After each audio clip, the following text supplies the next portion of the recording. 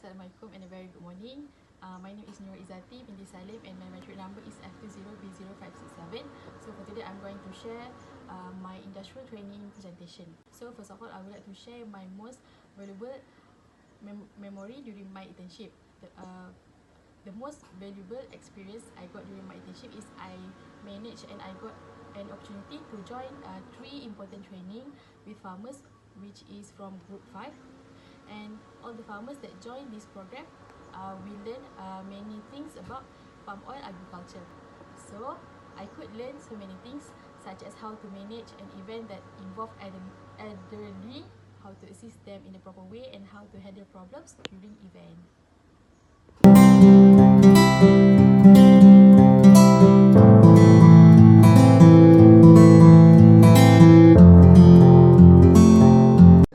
So next, acknowledgement. So first and foremost, praise and appreciation to God, the Almighty, for His showers of blessing throughout my studies and my industrial training, which I successfully completed the industrial training without any problem. So I would like to express my gratitude and heartfelt appreciation to my supervisors, Zafi Azira, and my line manager, Mrs. Saida. So basically, they taught me a lot during my industrial training, and all the knowledge and information that I got during the internship I can apply for my future career.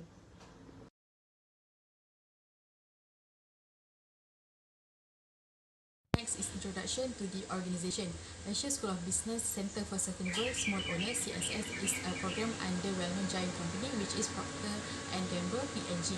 It is established and being funded since 2018, but there is another investor that have joined last year in 2023, which is Temasek Foundation that based in Singapore. So ASB Research Centre conduct impactful research in emerging markets, business strategy, technology and sustainability. Together, they foster innovation in the business landscape. So the main goal of the company is to enact sustainable and excellent agriculture practices of palm oil cultivation with a focus of sourcing oil palm from independent smallholder farmers and growers in the ethical and responsible manner, and their aims also to empower these farmers and growers through certification and compliance, increase their overall yield through training, and implement sustainable and good agriculture practices. Next is organisation background. The journey of CSS started through P&G Ambition in 2050 initiative, where they have boldly committed to enhancing the livelihoods of smallholders who cultivate palm oil. Goals of the P&G Smallholder Program is to implement local programmers to build capacity in good agriculture practice with the goal of assisting small farmers in increasing their yield. Start by concentrating on the supply chain for palm kernel oil in Malaysia, which is the largest supply chain overall and has high density of small farmers.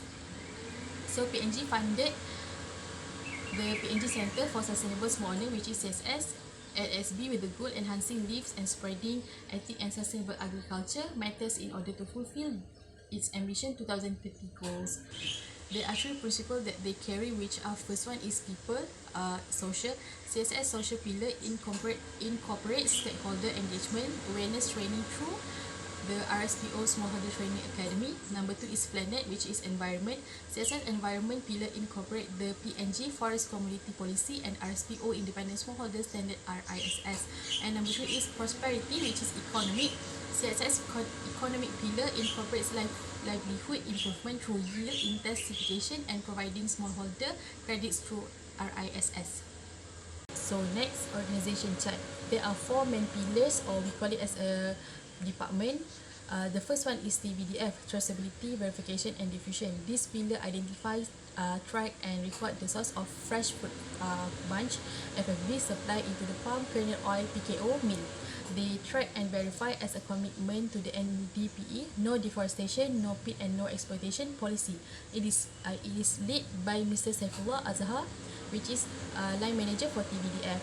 So the next pillar is CEC, Certification and Compliance Initiative. This pillar is responsible for ensuring smallholder to manage their farm based on sustainable farming standard and guiding them towards RISS and RSPO certification. This team is led by Puan Nusaida, which is the line manager for CC. And number 3 is livelihood improvement. The team is led by Encik Hafiz Ikram Othman, which is the line manager. They provide training, continuous improvement and learning farm model, LEFA, learning farm, to intensify yield. Learning farm is divided into two categories, which is core and primary. And lastly is digitalization.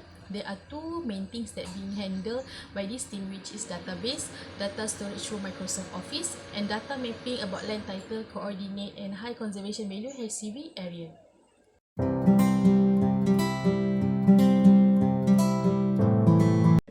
So next is organization, products and services.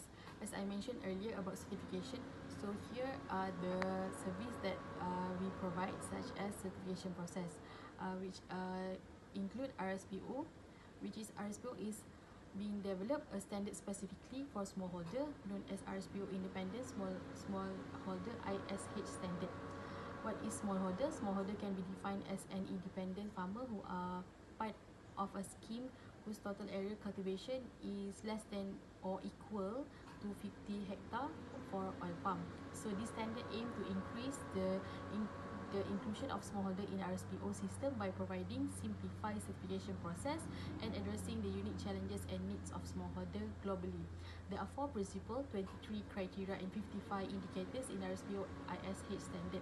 So there are 4 main principles, which is the first one, optimize productivity, efficiency, positive impacts and resilience, implement professional and transparent operations to secure sustainable livelihood improvement. Number 2 is ensure legality, respect for land rights and resilience. Alamak, salah ayat.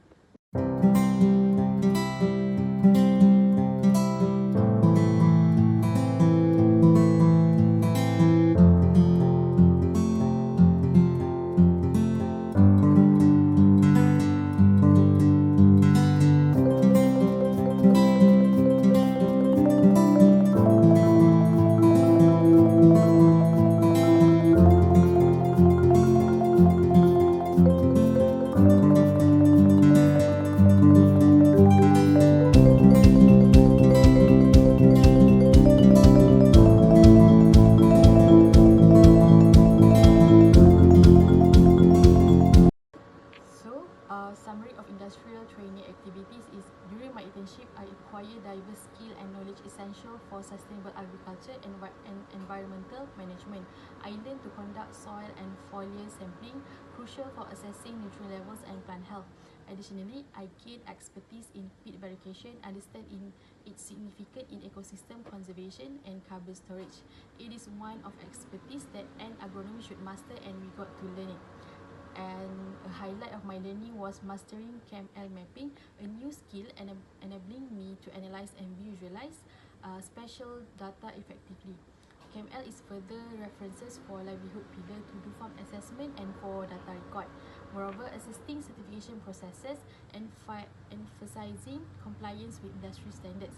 Further enhancing my proficiency, I learned to utilize Microsoft Excel for developing and managing database, streamlining data organization and analysis. My daily activity is more related with palm oil matters, but in terms of certification and compliance. For example, during my internal audit, I managed to join and learn during the process. So it is one of important thing to fulfill all the criteria as per requested by RSPO body. So overall, my internship provided a comprehensive foundation in agriculture sustainability, environmental stewardship, and practical skill essential for future professional endeavors in these fields. So, for conclusion, overall, my internship at ASB CSS has not only enhanced my technical skill but also fostered a deeper commitment to promoting sustainability within the palm oil sector. I am grateful for the opportunity to contribute to meaningful initiatives aimed at achieving a balance between industry growth and environmental stewardship. This experience has solidified my career aspirations and in sustainability and conservation, and I look forward to apply the knowledge and skills gained here to future endeavors in this field. Two suggestions for faculty industrial training program were insurance policy for student during internship. Insurance policy is important for students, especially those who intend who have risk to have an incident or injury during internship. For example, if a student had an accident, there must be a person in charge who know in detail on how to processing the issue and have a good work ethics to deal with students who face that incident, so student will be easier to settle it even it is a motorcycle incident and not critical injury, but with some insurance may help the student to pay for any damage or health fees. Next is add more number of lecturer to do internship visit. Lecturer visit may help to make a good network with industry, since there are many type of industries such as food, agriculture, aquaculture, cosmetic, halal industry, product development, international trade, and so on. I am suggesting that if the company can give chances to every intern student to have experience with all pillars in the ASP CSS. There are 4 pillars as mentioned before, so line manager can discuss on how to let all the students to work with all pillars. It is one of the way to let students dive and learn new things for every pillar, which can be applied if we will have chances to apply work at the company, so we can give the best performance to the company. Next is have a frequent meeting with all pillars to let them know every progress, since all the work done is relatable with all pillars. It can be one of a way to give a thought on how to improve any issue or to overcome any problems. It is also to break the chain or boundaries between pillars, so the team will work firm than before. Internship process is a pre-learning or pre-process of work life in the future. So firstly, suggestion for myself, take time to reflect on the internship experience, noting key learnings, achievements, and area for improvement. Consider what skills were strengthened during the internship and how this can be applied in the future endeavors. Next is leverage the connections made during internship to expand your professional network. Reach out to supervisor, colleagues, and industry professionals to maintain relationships and seek mentorship opportunities, and actively participate in professional network events, seminar, and workshops related to your field or interest. Networking can provide insight into industry trends, job opportunities, and potential collaborations. Lastly, utilize online platforms like LinkedIn to connect with professionals and join industry specific groups to stay updated and engage in relevant discussions.